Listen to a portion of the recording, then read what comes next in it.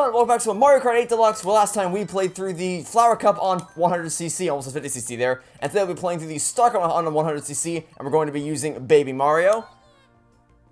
We also unlocked some new wheels. What did we unlock? We unlocked the Azure Roller Wheels. We'll use those today, along with the sneaker car and the parachute. Here are the stats. And once again, we're going to make sure that Smart Steering and Auto Acceleration are indeed disabled. And so without further ado, let's dive into the Star Cup on 100cc. Let's do this.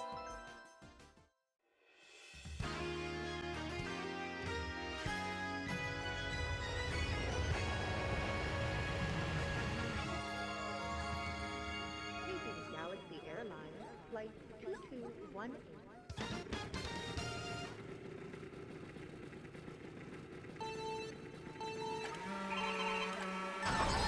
So, to start off today's episode, I want to kind of give a little bit of a follow-up to yesterday's episode, where we talked about, the main gist of yesterday's episode was talking about Marvel stuff. It started with discussing that article from the Sunday Times, I think it was, that said that Iron Man could have been played by anybody with wits, which is some silly stuff right there. The reason I want to make a follow-up is because someone made a comment saying that that's something a lot of journalisms like to do is just deliberately craft a bait-worthy headline for the sake of getting clicks, even if they believe that it is actually nonsensical. And you know, you're right. There probably is a, maybe not performative element, but an over-dramatic element to it, to where they go out of their way to make something that's deliberately clickbaity. However, I would still maintain that, as judging by the responses, while by and large the unanimous response is that you're insane, you know what you're talking about, there are still people who, like, because when it comes to, by and large, there is the possibility that journalistic headlines will ultimately lead to the conclusion of, yeah, we're just doing this for clicks, we don't actually believe this. But looking at the replies, average Joe user 4639XX zombie killer or whatever, you'll find, whatever the Twitter username you'll find is, especially if they have a verified checkmark. Oh boy, that's a whole other can of worms. But they're just average Joe on Twitter with no publication or no journalist site to hide behind. But some of those people comment saying, like, yeah, you're right, it could have been done by anybody. And those people are being genuine. Those people aren't just doing it for the sake of getting generating artificial traffic for their website. These people believe this stuff. So while the journalists themselves may be bullshitting, the actual there are real human beings who respond to this stuff and are like, yep, you're on the right track. So, you know, I think it's worth discussing the idea just in a more general sense, even with that in mind. Now, of course, I do still hold true to the idea that it's not all journalists, because I'm not a big fan. I don't know if you know about me, but I'm not a big fan of the mainstream gaming journalists. You know, like, IGN, GameSpot, Kotaku. I think they're all garbage. But, you know, there may be some instances where they deliberately do something to generate traffic, be it positive or negative. But there are also instances where they do genuinely believe things, and then they get creamed, or they get reamed for it on Twitter, and then they have to make a sheepish apology later. And the first instance to come to mind is because, the reason why this is on the top of my head is because yesterday is the 1 year anniversary of the day that it was announced that Halo Infinite got delayed. Like, legit, like, actually delayed from 2020 to 2021 by 343 Industries. Which made me remember, in conjunction with this conversation, of a little something that happened earlier this year on April Fool's Day.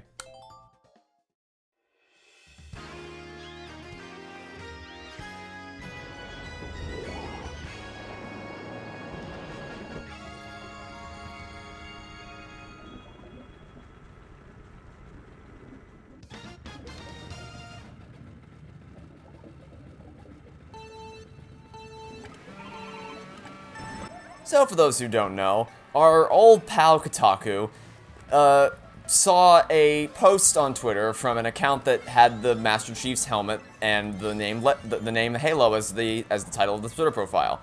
It didn't have a blue verified check mark, and the post itself was laden with grammar errors that an elementary school child would have been capable of avoiding. But they still saw it. Some Galaxy brain at Kotaku still saw it and said, "Yep, this is a totally legit post being made on April Fool's Day, or at least around the time of April Fool's Day, that I should absolutely report to my boss, and we should go ahead with this story." So they posted a headline saying that Halo Infinite has been delayed to 2022, and I think I lost about 2 billion brain cells, because I'm like, oh my god, you people, how do you have jobs? it's just 'cause, like, that's an instance, because they actually took that one back. They took that down, and they apologized, like, yeah, we're morons. I don't know how we have jobs. We screwed up. Sorry. So that's an element of them actually being like, yeah, we genuinely saw this. We saw this elementary school level Twitter Twitter post without a blue check mark that clearly wasn't made by 343 themselves because it wasn't their official verified Twitter account.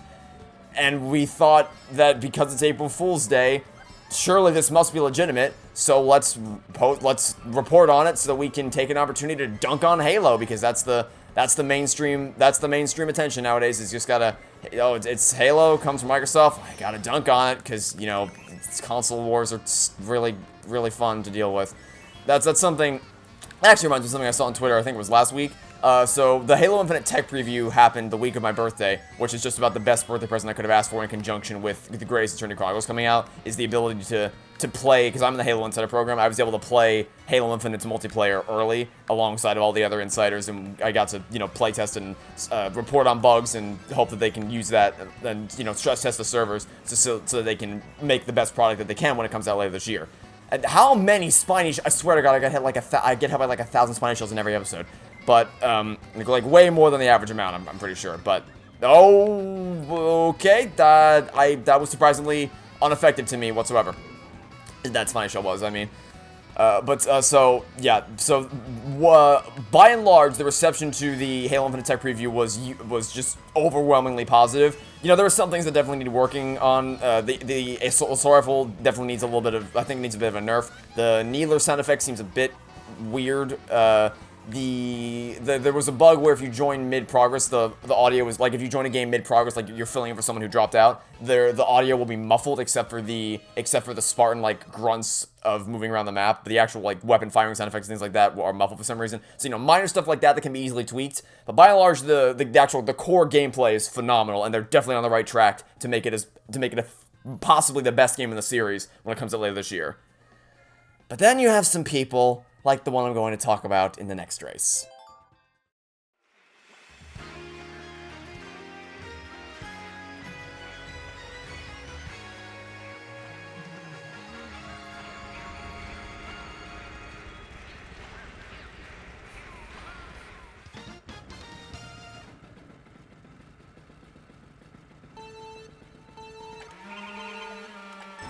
I'm going to once again preface this by saying I own all three main current-gen consoles. I own the Series X, the PS5, and the Nintendo Switch, and I love them all dearly. They all have phenomenal games, and you are more than welcome to prefer one over the other. You're more than welcome to play on only one, play on two, play on three. You can do whatever you want. Whatever console you enjoy playing on, that's fine by me. Play on what you want to play on, play the games you want, and so long as you're not toxic to other people about it, you are A-okay in my book. And I'm prefacing that because the next words out of my mouth are going to be, a PlayStation fanboy said this on Twitter, because apparently what I'm going to talk about stemmed from someone who's a noteworthy, very, very well-known PlayStation fanboy. And basically, one of the maps in the Halo Infinite tech preview that was available is like this bazaar that takes place in New Mombasa, like a marketplace kind of thing. And there's a vendor, like, cart station, or like there was a fruit stand, essentially.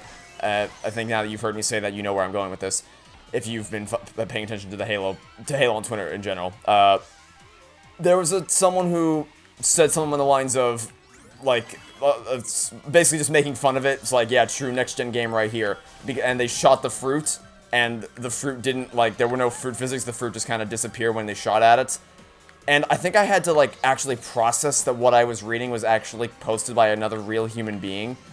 Because I cannot imagine, I actually can't imagine earnestly playing the game, playing Halo Infinite, and because like I said, in the last race, there are issues that need to be addressed before launch, be it both from a technical perspective of, like, bug fixes, things like that, but also just more of, like, balancing for some of the weapons and things like that. They need tweaking, and that's understandable. That's why they did the tech preview, so that they can find these issues and fix them before launch. So there are issues to be reported on, but I cannot fathom playing the tech preview, and of all things that you want to bring to attention, you pick the fact that shooting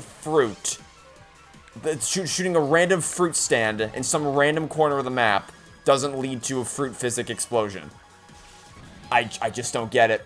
I cannot understand the mindset. And just so we're clear, if an Xbox fanboy played Ratchet and Clank Rift Apart, which is a game that I absolutely adored playing through, and they went to some random corner, and there was like, I don't know, some space rock or whatever in the corner of the map, and you shot it and nothing happened, and they're like, some next-gen game right here, rocks don't even explode when you shoot them. I look at you like, are you insane? Are you okay in the head? Do we need to go to the doctor? Because I just don't, like, when you have gameplay that's so fantastic at its core, what does it matter if some random fruit or some random space rock in the corner of the map doesn't react to being shot at? I just can't wrap my head around, because that's, I'll talk a bit more about this in the next race, but it's this kind of focus on the superficial elements is what's dragging down the current game industry.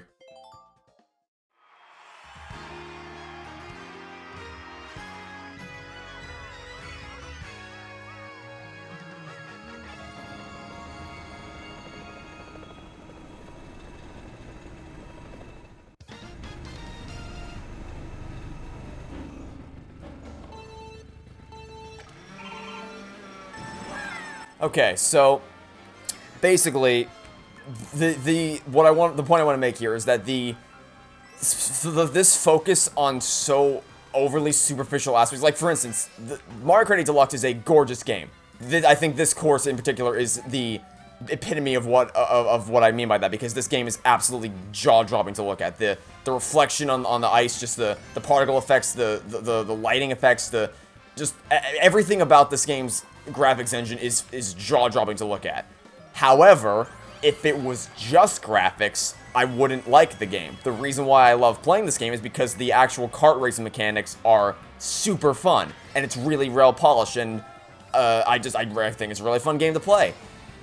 So, I don't know about you, and you're more than welcome to disagree with me if you want, but I can't get behind the idea of focusing so hard on the superficial aspects of it that you don't focus on gameplay at all, because that's a trend that at least in terms of AAA games, indie games not so much. Indie games still focus on creative gameplay and having a good time, but at least in terms of a lot of mainstream AAA games, the problem is that they are so hyper-focused on superficiality and, like, making sure all the pretty lights shine where they need to, and making sure there's all these little details with the graphics engine and the lighting engine, and making sure it's all focused on those really small visual elements that don't affect the gameplay at all, that they either forget to spend time on, or they don't have the resources to spend time on actually creating compelling gameplay, because all the budget and all the time and all the resources are being thrown at the money.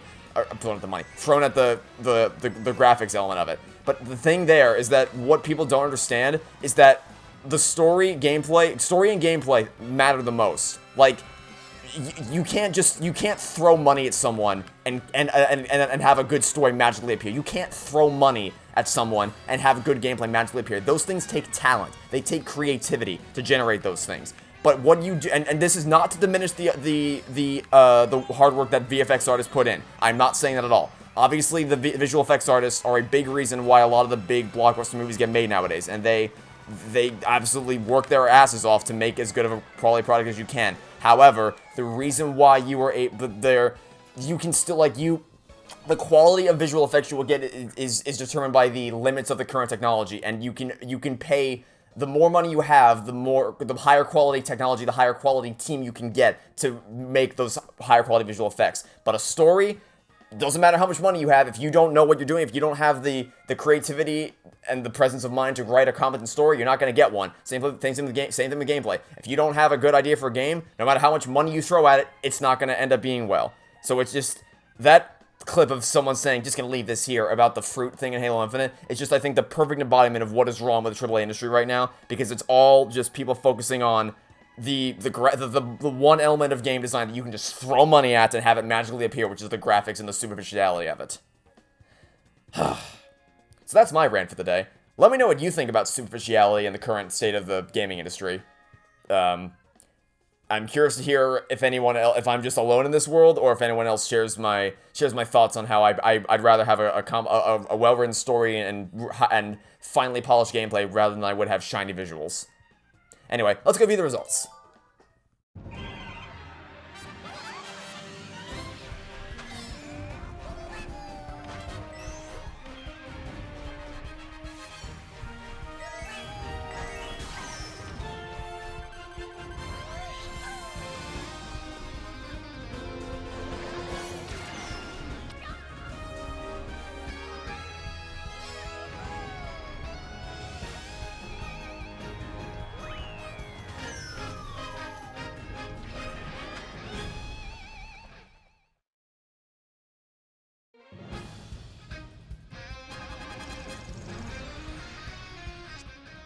you collected 450 coins, and a new vehicle customization option has been unlocked, and we'll see what that is next episode.